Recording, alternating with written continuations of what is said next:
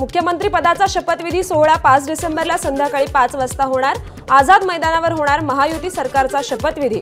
भाजप प्रदेशाध्यक्ष चंद्रशेखर बावनकुळेंची माहिती। महायुतीच्या शपथविधी सोहळ्याला पंतप्रधान नरेंद्र मोदी उपस्थित राहणार। 5 डिसेंबरला पार पडणार शपथविधी सोहळा।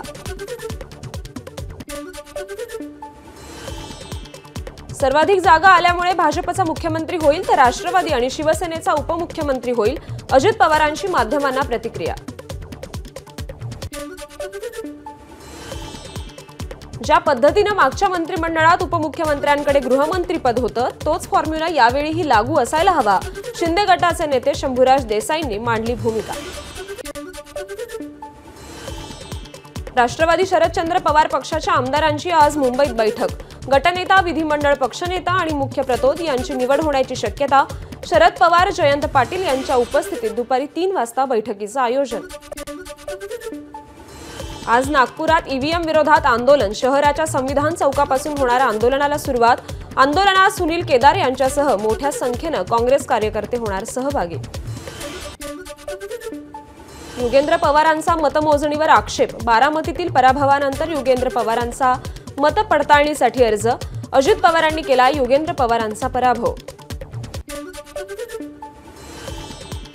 ईव्हीएम मधील मतांबाबत यवतमाळमधील 3 विधानसभा क्षेत्रातून आक्षेप। आक्षेपावर 45 दिवसांनंतर होणार पडताळणी।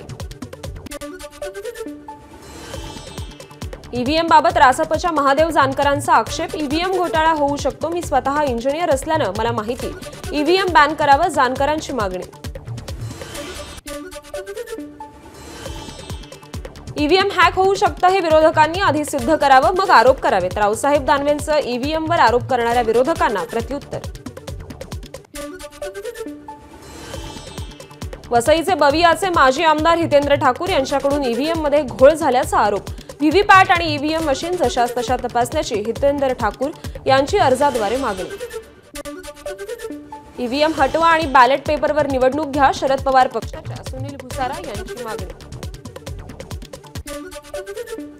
ईव्हीएम निकालावर जनता विश्वास ठेवायला तयार नसल्याचा सामनामधून दावा। ईव्हीएम हा भारतीय लोकशाहीला लागलेला शाप असल्याचाही आरोप।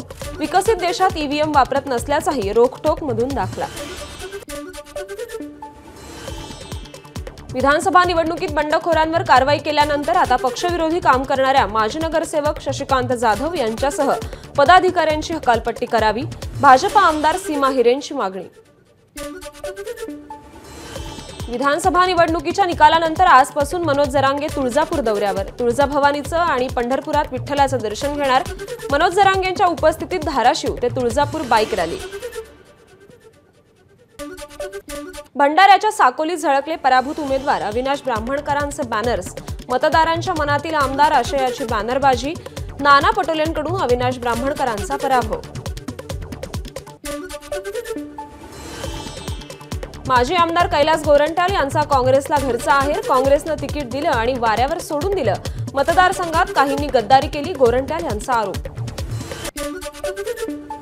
बंटी शेळकेंना काँग्रेसकडून कारणे दाखवा नोटीस। काँग्रेस प्रदेशाध्यक्ष नाना पटोलेंवर केलेल्या आरोपांनंतर चन्नी थलांच्या आदेशानं ही नोटीस। खासदार निलेश लंकेंकडून सुपा येथे कार्यकर्ता मेळावा। विधानसभा निवडणुकीत राणी लंके यांचा पराभव झाल्यानंतर कार्यकर्त्यांना ऊर्जा देण्यासाठी हा मेळावा होणार असल्याची माहिती। असदुद्दीन ओवेसींचा आज मालेगाव दौरा। मालेगावचे विजयी आमदार मुफ्ती मोहम्मद इस्माईल यांना निवडून दिल्याबद्दल ओवेसी आभार व्यक्त करणार।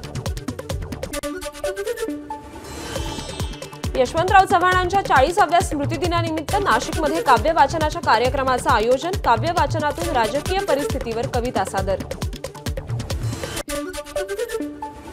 नागपुरात दुचाकीवर मागे बसणाऱ्यांनाही हेल्मेट सक्ती। याविरोधात भारतीय जनता युवा मोर्चाकडून पोलिसांना निवेदन।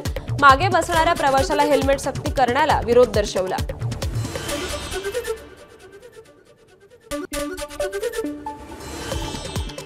19 किलोच्या व्यावसायिक गॅस सिलेंडरच्या दरात 16.50 रुपयांनी वाढ। घरांमध्ये वापरल्या जाणाऱ्या 14.2 किलो एलपीजी सिलेंडरच्या किमतीत कोणताही बदल नाही। महागाईमुळे एसटी महामंडळाकडून 18% भाडेवाढीचा प्रस्ताव। शासनाकडे सादर। शासनाने हा प्रस्ताव स्वीकारल्यास मुंबई पुणे प्रवास 50 ते 60 रुपये महागण्याची शक्यता। नाशिकच्या CBS ते म्हाडा वसाहती दरम्यान सिटीलिंक बस सेवा सुरू होणार। सिटीलिंक प्रशासनाचा निर्णय।